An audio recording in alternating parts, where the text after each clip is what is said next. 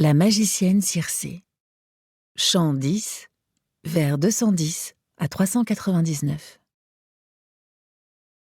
Le courant de la mer entraîne Ulysse et ses compagnons sur l'île d'Aiaïé, où réside la magicienne Circé, fille du soleil. Dès leur arrivée, des compagnons partent en reconnaissance sur cette nouvelle terre. Les compagnons d'Ulysse trouvèrent dans une vallée, en un lieu découvert, la demeure de Circé, construite en pierre polie. Tout autour se trouvaient des loups de montagne et des lions que Circé avait ensorcelés avec des drogues malfaisantes. Ils ne se jetèrent pas sur mes hommes, mais ils s'approchèrent d'eux, en remuant leur longue queue comme des chiens qui flattent leur maître après un repas, car ils leur donnent toujours quelques bons morceaux. Ainsi, les lions et les loups aux fortes griffes entouraient mes compagnons. Effrayés à la vue de ces bêtes féroces, ils s'arrêtèrent devant la porte de la déesse aux beaux cheveux. À l'intérieur, ils entendaient Circé chanter d'une voix mélodieuse, tandis qu'elle tissait une grande toile semblable aux ouvrages fins et gracieux que produisent les déesses. Alors, Polythès, chef des guerriers, compagnon que j'aimais et que j'honorais le plus, parla le premier.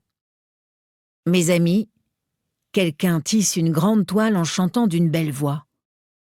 Est-ce une déesse ou une mortelle?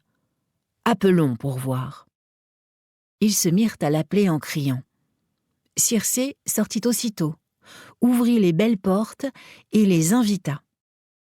Tous la suivirent sans se méfier. Seul Euryloque resta dehors, car il soupçonnait un piège. Circé fit entrer mes compagnons et leur proposa de s'asseoir.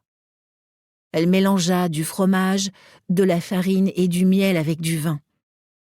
Puis elle glissa une drogue afin de leur faire oublier leur patrie. Elle leur offrit la mixture. Dès qu'ils l'eurent avalée, elle les frappa d'une baguette et les enferma dans la porcherie. Ils avaient la tête, la voix, le corps et les poils du porc, mais ils avaient conservé leur esprit. Ainsi enfermés, ils pleuraient.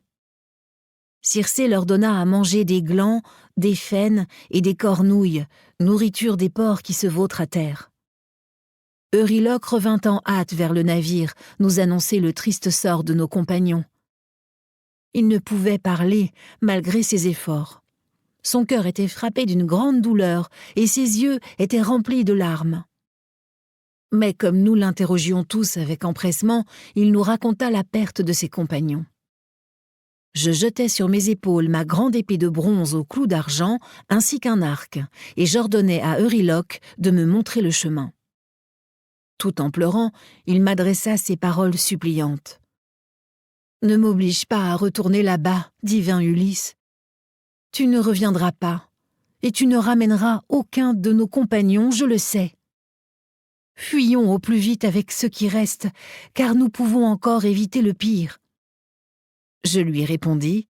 « Euryloque, reste ici, mange et bois auprès du navire, moi j'irai là-bas, car il le faut. » Sur ces mots, je m'éloignai du navire.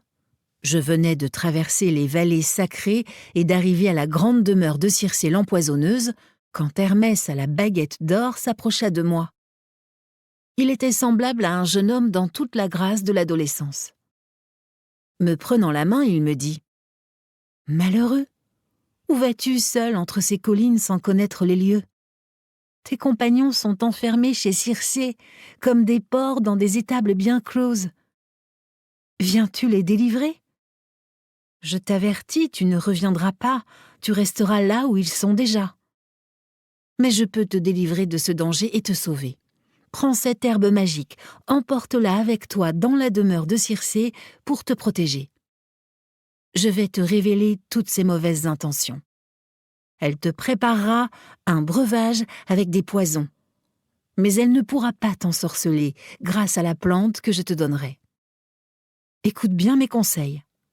Quand Circé t'aura frappé de sa longue baguette, jette-toi sur elle, comme si tu voulais la tuer. Effrayée, elle t'invitera à prendre du repos avec elle. Ne refuse pas le lit d'une déesse, afin qu'elle délivre tes compagnons et qu'elle prenne soin de toi. Demande-lui de jurer par les dieux qu'elle ne te tende aucun autre piège, de peur qu'elle ne te prive de ta force quand tu auras retiré tes armes. » Hermès me donna l'herbe qu'il avait arrachée de terre et il m'expliqua sa nature. Sa racine est noire et sa fleur semblable à du lait. Les dieux la nomment Molly. Il est difficile aux mortels de l'arracher, mais les dieux peuvent tout. Puis, Hermès s'envola vers le sommet de l'Olympe. Tandis que je marchais vers la demeure de Circé, 1000 pensées tourmentaient mon esprit. Une fois arrivé devant la demeure de la déesse aux beaux cheveux, je l'appelai. Aussitôt, elle ouvrit ses portes étincelantes et m'invita à entrer. Je la suivis, le cœur triste. Elle me fit entrer, puis asseoir sur un fauteuil à clous d'argent et bien travaillé, avec un tabouret pour mes pieds. Elle prépara dans une coupe d'or un breuvage avec le poison, tout en méditant ma perte.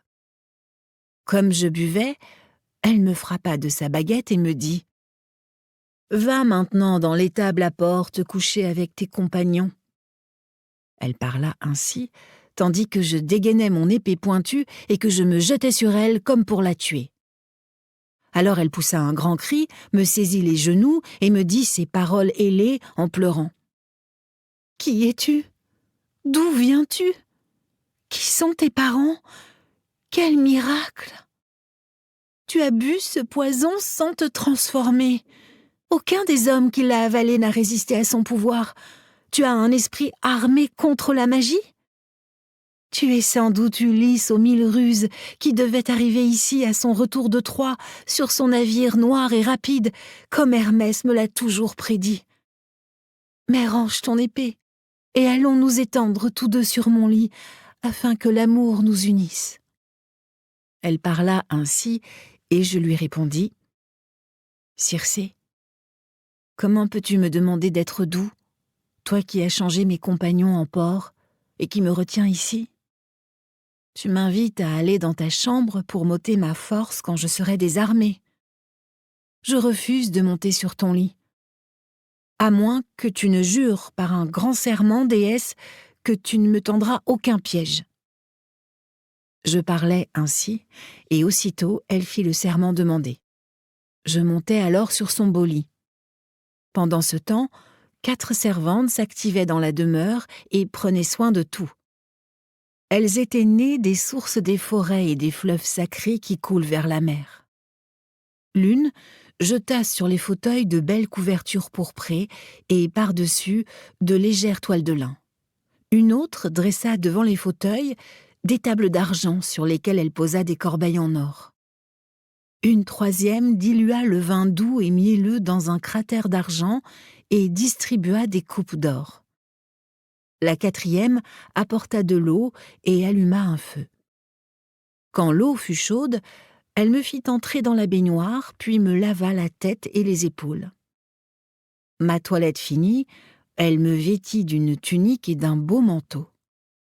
Puis, elle me fit asseoir sur un fauteuil d'argent bien travaillé avec un tabouret sous mes pieds. Une servante apporta une belle aiguillère d'or dans un bassin d'argent, versa de l'eau pour que je me lave les mains et dressa devant moi une table polie. Une intendante apporta du pain, qu'elle disposa devant moi avec de nombreux mets. Circé m'invita à manger, mais mon cœur n'en avait pas envie. J'avais l'esprit ailleurs, prévoyant de nouveaux malheurs. Quand Circé me vit rester sans manger, le cœur triste, elle s'approcha de moi et me dit ces paroles ailées. « Ulysse, pourquoi restes-tu comme un muet à te tourmenter sans boire ni manger? Soupçonnes-tu un autre piège? Sois rassuré, j'ai fait un serment. » Elle parla ainsi, et je lui répondis « Circé, quel homme droit accepterait de boire et de manger avant d'avoir délivré ses compagnons et de les avoir vus? Si tu veux que je boive et que je mange sans crainte, délivre mes compagnons. Je dois les voir. » Circé sortit, une baguette à la main, et ouvrit les portes de la porcherie. Elle en chassa mes compagnons semblables à des porcs de 9 ans. Elle frotta chacun d'eux à l'aide d'une autre drogue. Les poils qui avaient poussé sous l'effet du premier poison tombèrent aussitôt de leurs membres. Ils redevinrent des hommes plus jeunes qu'ils n'étaient auparavant, plus beaux et plus grands. Ils me reconnurent aussitôt et tous me prirent la main. Ils pleuraient de joie. La déesse elle-même fut prise de